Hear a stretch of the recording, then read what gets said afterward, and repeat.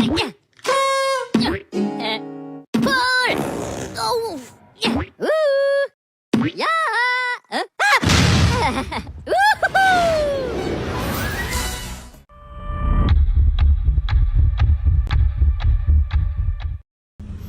guys, kami dari kelompok 3 mengucapkan terima kasih sebanyak-banyaknya kepada kalian yang sudah meluangkan waktunya untuk menonton video vlog kami selama berjalan-jalan.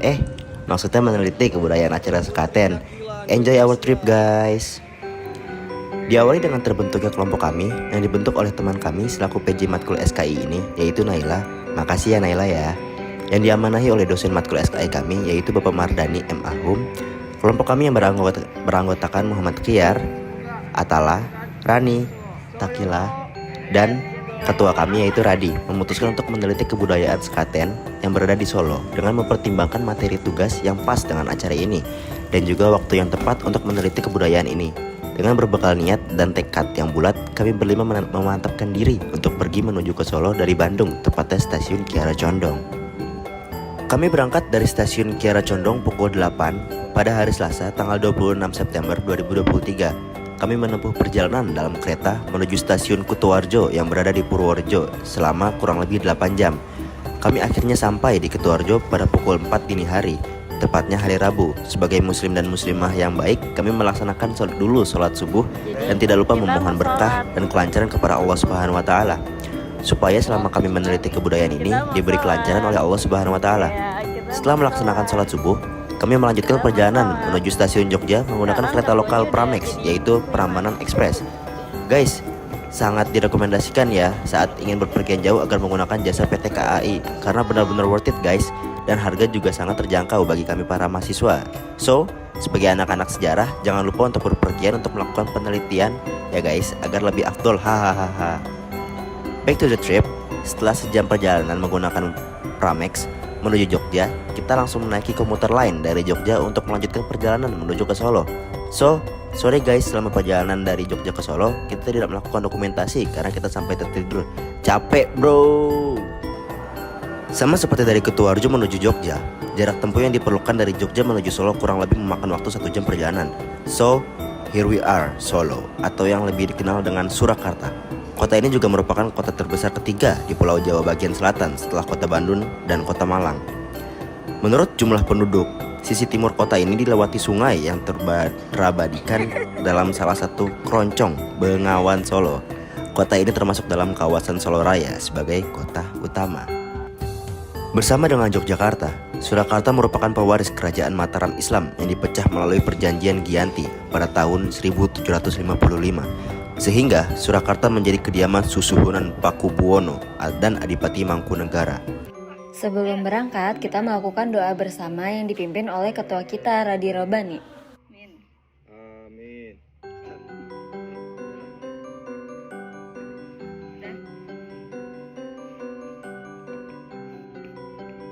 Bismillah. Ke atas bawah. Bawah dulu biar kanan ya. Nah guys, jadi sebenarnya apa sih itu sekaten? Sekaten merupakan salah satu upacara tradisional yang berkembang di dalam kehidupan masyarakat daerah istimewa Yogyakarta.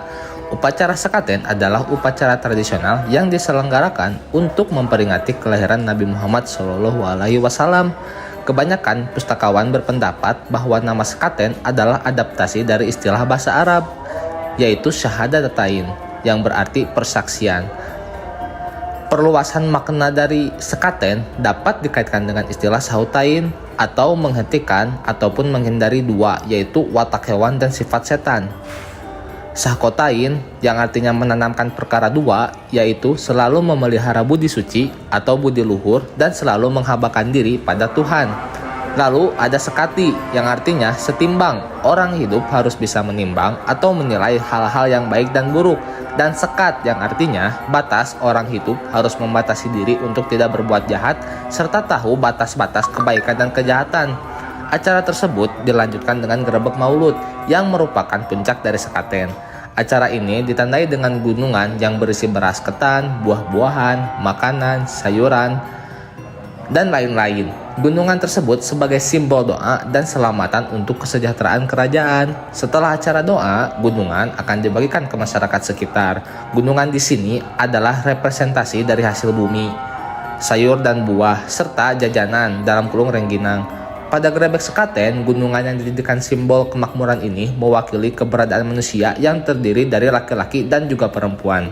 Sebagai tanda dari dimulainya upacara sekaten sejak tanggal 5 Rabiul Awal adalah dengan membunyikan dua perangkat gambaran sakral, yaitu Kanjeng Kiai Guntur Madu dan Kiai Nagawilaga. Maksud dan tujuan dari adanya upacara sekaten yang masih ada sampai saat ini adalah untuk memperingati hari kelahiran Nabi Muhammad SAW. Selain itu, adanya upacara sekaten juga bisa digunakan sebagai sarana penyebaran agama Islam. Penyebaran agama Islam khususnya di daerah Jawa yang dilakukan oleh para wali.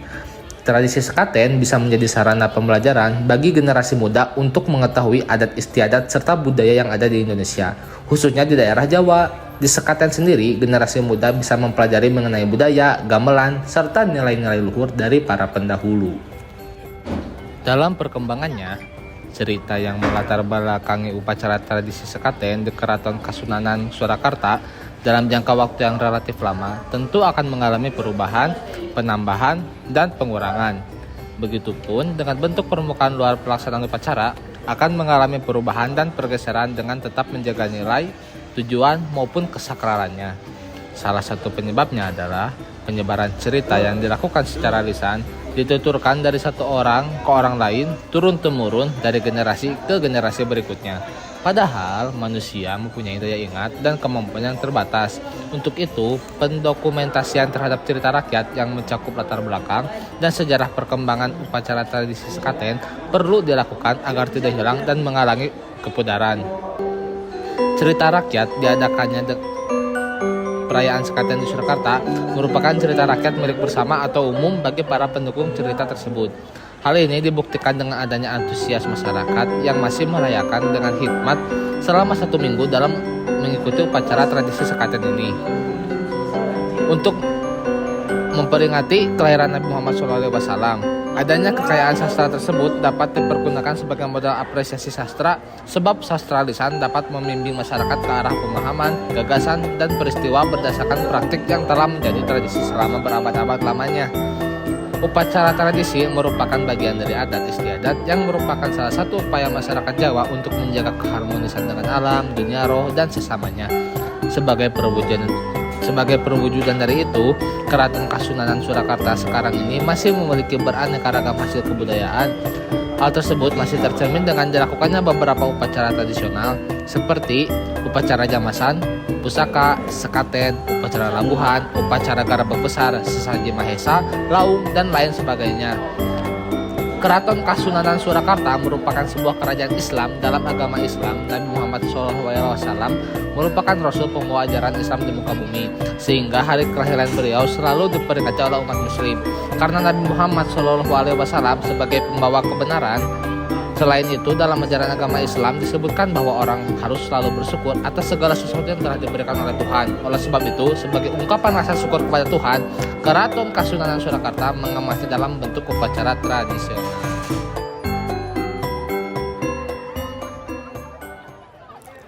Untuk info lebih lanjut dan aktual, mari saksikan wawancara kami dengan narasumber dari pihak keraton mengenai upacara sekaten dan juga pihak kepolisian mengenai persiapan dan pengamanan acara sekaten. Here we go.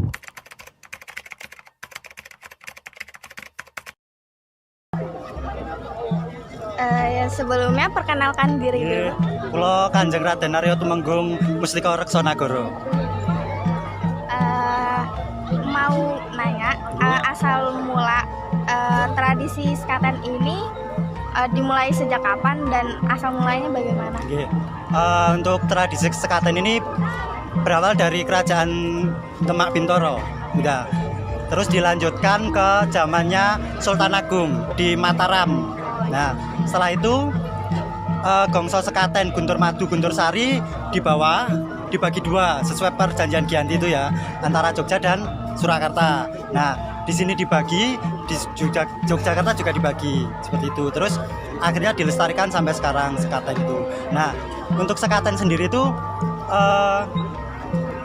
lebih menonjol pada zaman Sunan Kalijogo. Ya, karena di situ bagi masyarakat umum yang ingin menyaksikan gamelan sekaten itu wajib mengucapkan syahadat dulu. Jadi cara media dakwah Sunan Kalijogo menyebarkan agama Islam dengan cara gamelan sekaten seperti itu.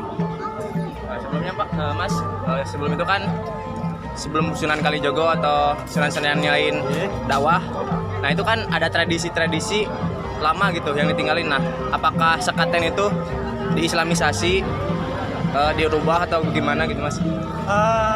Kalau dirubah ya dirubah karena pada zaman Sultan Agung itu kan udah menganut bukan Hindu lagi, sudah menjadi Mataram Islam. Nah, terus diteruskan untuk Keraton Mataram Surakarta dan Yogyakarta itu. Nah, jadi untuk mengislamisasi ya bisa dikatakan dirubah menjadi mengislamisasi itu karena ya itu tadi bagi penonton yang ingin menyaksikan adanya gamelan itu harus pertama berwudu, kedua mengucapkan syahadatain. Jadi sekaten itu berawal dari kata syahadatain gitu.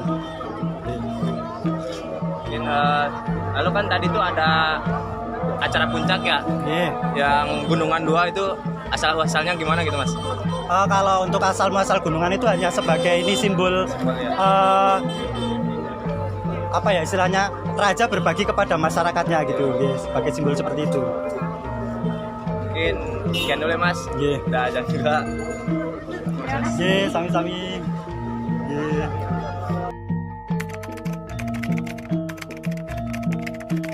Jadi abdi dalam, terus dia berjenjang kepangkatannya, terus dia akan menjadi sentono dalam. Pada dasarnya kan sentono dalam itu ada dua, sentono darah dalam dan sentono dalam. Sentono darah dalam itu yang dia benar-benar keturunan raja, masih garis keturunan raja. Sedangkan sentono dalam itu dia yang dari abdi dalam, terus diangkat menjadi sentono dalam atau perangkat raja. Jadi semua melalui tingkatan sesuai kepangkatan. Sudah melewati wawancara-wawancara dan kita bakal melanjutkan ke kantor. Nah, itulah guys info yang kami dapatkan selama meneliti upacara adat sekaten ini. Apakah cukup jelas kawan-kawan? Untuk info lebih jelas, kalian bisa mencari jurnal ataupun website tentang upacara adat sekaten ini guys di gadget masing-masing. Nah, ini adalah salah satu kegiatan dari rangkaian kegiatan hajat dalam Grebek Maulud atau sekaten yang bernama Jamasan Pusaka Nyai Sitomi. Ini merupakan salah satu kegiatan yang dimana para abdi dalam melakukan sebuah ritual prosesi jamasan. Pusaka Nyai Sitomi ini adalah sebuah pusaka yang berbentuk meriam. Meriam ini ada dua. Yang pertama itu ada di Museum Fatahil Jakarta dan yang kedua berada di Keraton Surakarta. Nama komplek untuk melakukan prosesi jamasan adalah Siti Hinggil. Siti Hinggil adalah tempat untuk beristirahatnya para pangeran dan tamu-tamu kesultanan. So, finally, after 4 days trip and observation about sekaten in Solo and Jogja, sampai juga kita di penghujung acara kami. Ya, lumayan capek ya guys, karena kita harus berjalan kaki ke sana kemari di bawah teriknya matahari dengan suhu mencapai 40 derajat guys. Wow, setara dengan galaksi Bekasi ya. Tapi rasa capek kami tidak membuat kami goyah untuk menyelesaikan penelitian kami terhadap upacara sekaten ini. Karena kita sebagai mahasiswa dan anak bangsa yang cinta tanah air dan bangga terhadap kebudayaan lokal, harus bisa mengetahui dan melestarikan adat-adat lokal Nusantara. Mungkin cukup sekian vlog tentang trip dan observasi kami. Oh ya guys, terima kasih sudah menyaksikan vlog kami. Wabillahi taufiq wal hidayah. Wassalamualaikum warahmatullahi wabarakatuh. Bye bye guys.